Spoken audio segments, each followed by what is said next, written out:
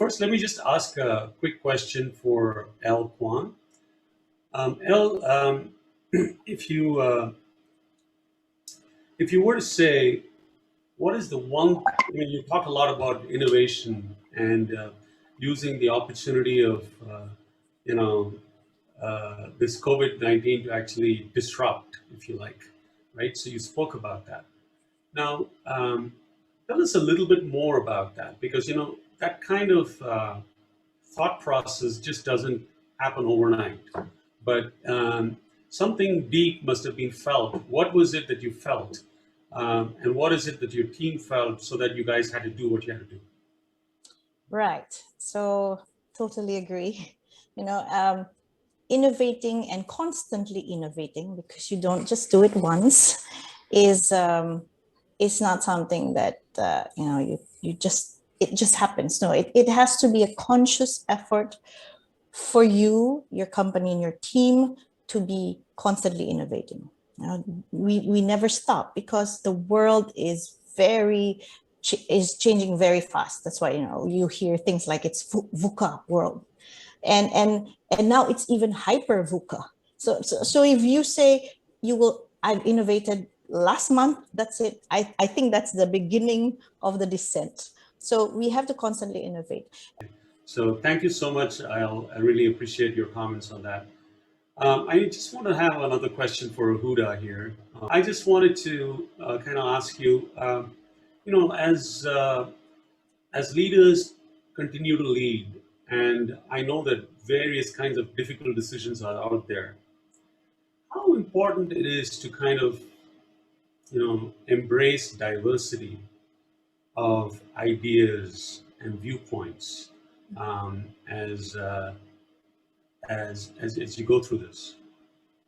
Amazing question, Dr. Krishnan. Thank you so much for asking this. All right, so to answer your question, Dr. Krishnan, it's about diversity, about inclusivity. Like, how can we put all of this in place as leaders? As leaders, yes, inclusivity is important, diversity is important. But even so, as individuals, I wouldn't say just leaders, individuals, we always need to remember that in our own differences is where strength comes in. Because we have differences, that's what makes us interesting. It is what makes us unique. So Brilliant. Yeah, we need to embrace that first and foremost, before we go out there and tell our team that you guys have to be embrace diversity. So embrace that first, and you will see that in your own organization. Yeah. Fantastic. Well, thank you so much for that lovely answer, Huda, and I completely second everything that you said. I think that when you have differences, actually something constructive can actually come out. If you actually have a very, very, congruent thinking, if you like, then actually there is less room to innovate. There's less room to actually come out with more constructive ideas. So anyways, on that note, I wanted to invite Dr. Panoy to speak and say, and I wanted to just ask a question, probably the most, and I'm just guessing this, and I don't know whether this is right or wrong, but one of the things that when so many different people from different industries, different backgrounds, all become part of your ecosystem, what would you think is the number one thing that is important in order to build that ecosystem? The most important that in our ecosystem.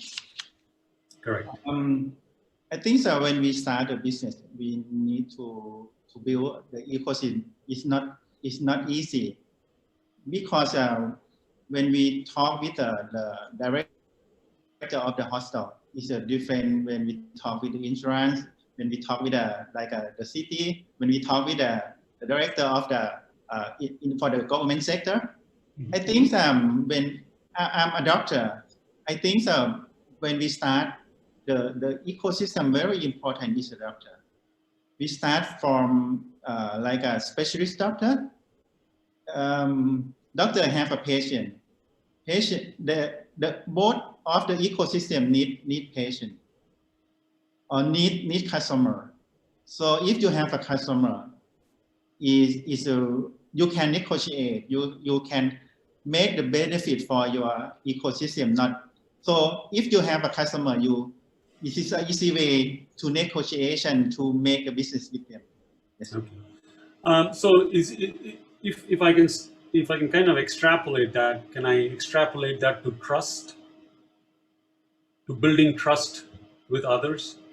Yes, I think for me, the trust that for the first when you practice at a startup way, the trust is for the first is a team.